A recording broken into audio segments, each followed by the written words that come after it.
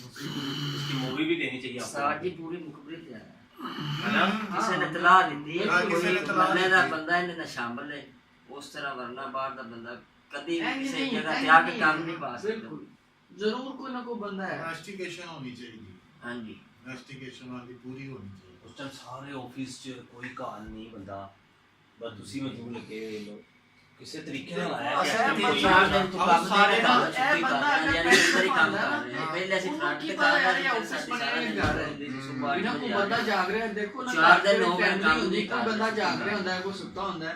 ਕਾਰ ਵੀ ਉਹਨੂੰ ਦੇ ਪਤਾ ਹੈ ਅੰਦਰ ਕਿ ਕੰਮ ਯਾਰ ਕਰ ਰਹੇ हैं। ਉਹਨੂੰ ਕਿਸੇ ਨੇ ਪੱਕਾ ਦੱਸਿਆ ਕਿ ਹਾਂਜੀ, ਯਾਰ ਹਾਂਜੀ।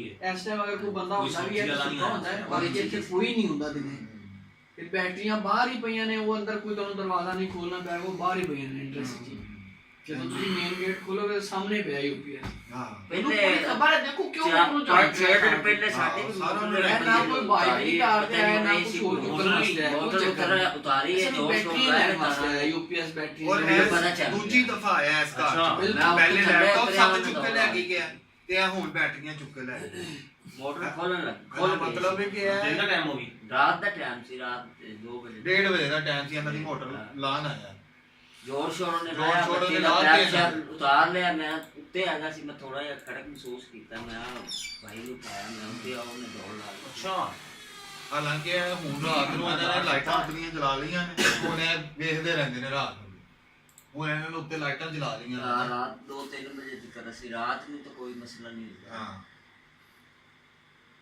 चक्कर शक्कर मदन मुझे मारते रही है थल्ले उत्ते बाहर गई। ਇਹਨਾਂ ਦੀ ਮੂਵੀ ਸ਼ੂਵੀ ਸਾਰੇ ਬਣਾ ਲਓ ਤਾਂ ਕਿ ਇਹਦੀ ਸ਼ਕਲ ਸਾਡੇ ਸਾਹਮਣੇ ਰਹੇ। ये मूवी देनी चाहिए थी यार। नहीं यार वो अभी रिकॉर्डिंग निकाल के इनको दे देंगे ना पुलिस वालों को।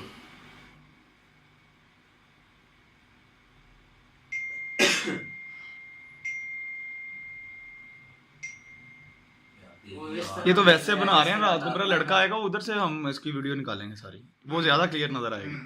जितनी क्लियर आ जाए ਉਹ वो ਦੇਖੋ ਕਰੰਟ ਵੀ ਹੈ ਉਹਦੇ ਪੱਠੇ ਨੂੰ ਮਰਿਆ ਵੀ ਨਹੀਂ। ट्रेंड है। सर वो पहला झटका ਉਹਨੂੰ ਬਹੁਤ ਜ਼ਬਰਦਸਤ ਵੱਜਾ ਹੈ। ਬੀਜ ਦਾ ਬੱਚੇ ਨੂੰ ਜ਼ਰਾ ਵੀ ਕੋਈ ਟਨ ਨਹੀਂ ਹੈ। और ਉਹਨੂੰ ਪਤਾ ਸੀ ਕਿ ਇਹਦੇ ਤੇ ਕਰੰਟ ਹੈ, ਹੂੰ ਲੇਕਿਨ ਫਿਰ ਵੀ ਉਹਨੇ ਪੰਗਾ ਲਿਆ। ਇਹ ਨਾ ਕਿਸ ਤਰ੍ਹਾਂ ਪੈਰ ਰੱਖ ਕੇ ਉੱਤੇ ਚੜ ਕੇ ਜਰਾ ਵੀ ਦੇਖੋ वो इतमाद